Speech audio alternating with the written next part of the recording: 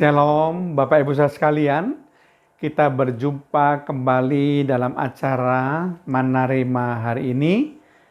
Tentu kita semua hidup dalam sukacita, damai sejahtera Allah, karena pemeliharaannya sempurna, perlindungannya juga sempurna, penyertaannya juga sempurna. Tuhan tidak pernah tinggalkan kita, Dia selalu menyertai kita, Dia juga tidak akan membiarkan kita. Karena Dia adalah Allah Immanuel, Dia selalu menjaga kita. Selama 24 jam penuh, Dia senantiasa menjaga kita. Dia menjaga nyawa kita, menjaga kita dari kecelakaan, menjaga segala aktivitas dan keluar masuk kita. Jadi kita bersyukur kita punya Tuhan yang sungguh amat luar biasa. Nah, sebelum saya akan menyampaikan kebenaran firman Tuhan di dalam acara Manarima hari ini, mari kita buka acara ini dengan doa. Terima kasih Tuhan kalau kami boleh kembali mendengarkan acara Manarima hari ini. Kiranya Roh Kudus memberikan kepada kami hati yang penuh sukacita untuk kami boleh mendengar renungan firman Tuhan yang menjadi makanan yang sehat, makanan yang baik untuk pertumbuhan rohani kami.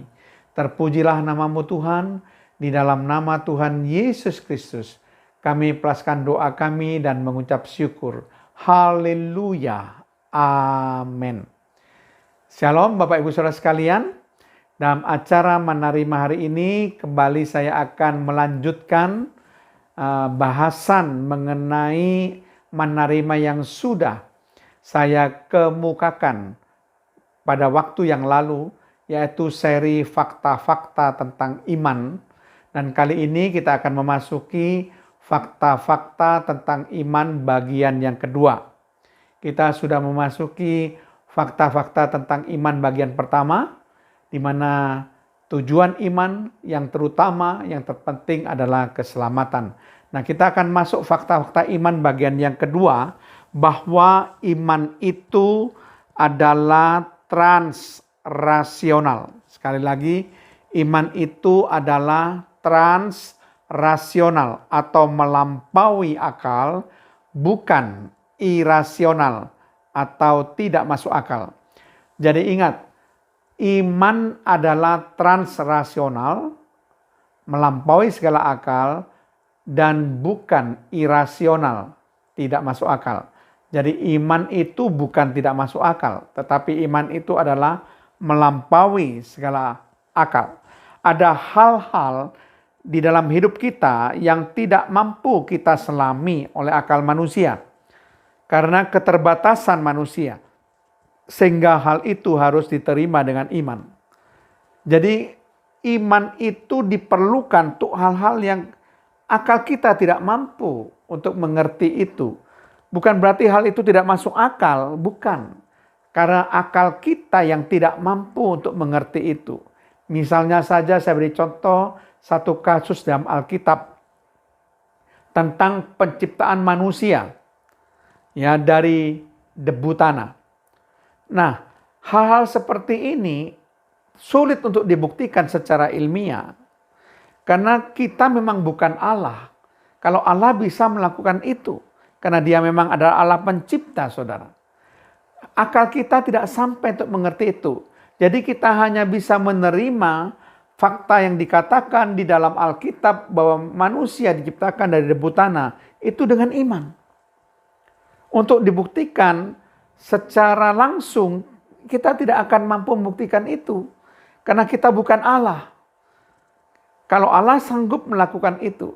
Jadi ada juga banyak hal di dalam peristiwa dalam kehidupan manusia yang itu melampaui segala akal dan itu terjadi.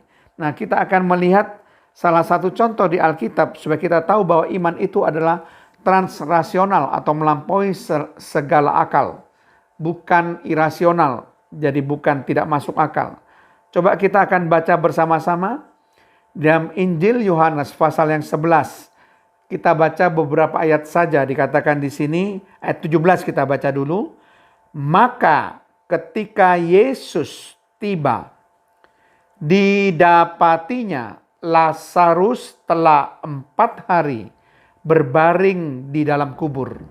Jadi Lazarus, saudara Marta dan Maria ini meninggal dunia dan sudah dikubur selama 4 hari. Itu suatu fakta yang dikatakan di dalam Alkitab, suatu peristiwa yang betul-betul terjadi pada beberapa waktu yang lalu, dan ini yang disaksikan oleh firman Tuhan. Kemudian kita akan baca ayat yang ke-40. Penegasan Yesus yang paling penting di sini dikatakan, jawab Yesus, bukankah sudah kukatakan kepadamu, jikalau engkau percaya, perhatikan, jikalau engkau percaya, memiliki iman maksudnya, engkau akan melihat kemuliaan Allah. Jadi syarat supaya kita melihat kemuliaan Allah, syarat supaya kita melihat hasil iman yang melampaui akal itu adalah kita harus percaya. Kita harus beriman supaya kita bisa melihat kemuliaan Allah yang dinyatakan oleh Tuhan Yesus. Peristiwa-peristiwa yang mungkin tidak masuk akal bagi kita. Tapi itu akan bisa kita terima, akan bisa kita lihat kalau kita memiliki iman. Nah, kita lihat ayat yang ke-43, 44. Bagaimana hasil ketika kita percaya, kita melihat sesuatu yang luar biasa, yang tidak dapat kita terima dengan akal kita, tapi terjadi, saudara. Dikatakan dalam 43. Dan sesudah berkata demikian, berserulah Yesus dengan suara keras, Lazarus, marilah keluar. Ayat 44, orang yang telah mati itu atau Lazarus datang keluar, kaki dan tangannya masih terikat dengan kain kapan, dan mukanya tertutup dengan kain peluh. Kata Yesus kepada mereka, bukalah kain-kain itu dan biarkan ia pergi. Nah, saudara, suatu peristiwa yang terjadi yang luar biasa, yang tidak bisa diterima dengan akal kita, yang melampaui akal kita adalah orang mati dibangkitkan. Tapi Tuhan Yesus tadi memberikan suatu penekanan, kalau kamu percaya, sekali lagi kalau kamu percaya, kalau kami memiliki iman, maka kamu akan melihat kemuliaan Allah. Kemuliaan Allah yang mungkin merupakan suatu peristiwa yang tidak masuk akal. Itu terjadi kalau kita memiliki iman. Nah, mungkin saat ini Bapak Ibu sedang menghadapi sesuatu yang menurut Bapak Ibu sulit terjadi dan diterima oleh akal. Saya tidak mengerti apa persoalan yang dihadapi setiap jemaat, setiap Bapak Ibu yang mendengarkan menerima hari ini.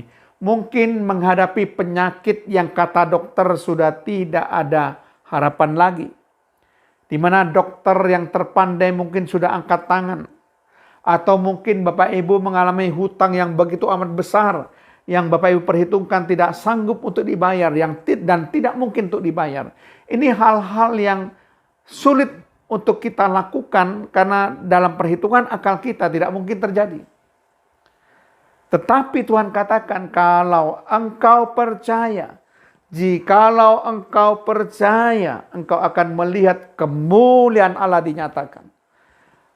Tidak ada hal yang tidak sanggup dilakukan oleh Tuhan.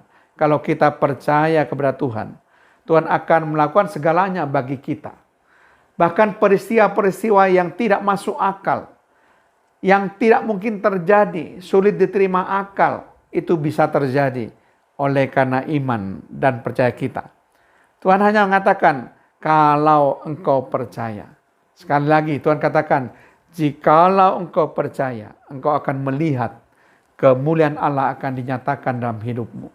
Termasuk persoalan yang saudara hadapi, yang saudara katakan tidak mungkin terjadi secara perhitungan akal, yang saudara katakan tidak mungkin bisa diatasi oleh kemampuan saudara secara perhitungan akal, tapi tetap percayalah kepada Tuhan. Tuhan akan berbuat sesuatu dalam hidup saudara. Amin. Mari kita berdoa. Terima kasih Tuhan, hamba-Mu sudah menyampaikan kebenaran firman-Mu, bahwa sesungguhnya iman itu transrasional, melampaui segala akal. Kalau kami menghadapi hal-hal yang tidak mungkin terjadi menurut perhitungan akal kami, tapi itu tetap mungkin bisa terjadi karena Tuhan. Asal kami percaya kepada Tuhan, beriman pada Tuhan, maka segalanya akan bisa terjadi.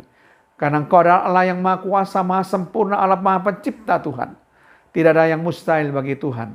Dan juga tidak ada mustahil bagi orang percaya. Terpujilah nama-Mu Tuhan. Di dalam nama Tuhan Yesus Kristus. Haleluya. Amin.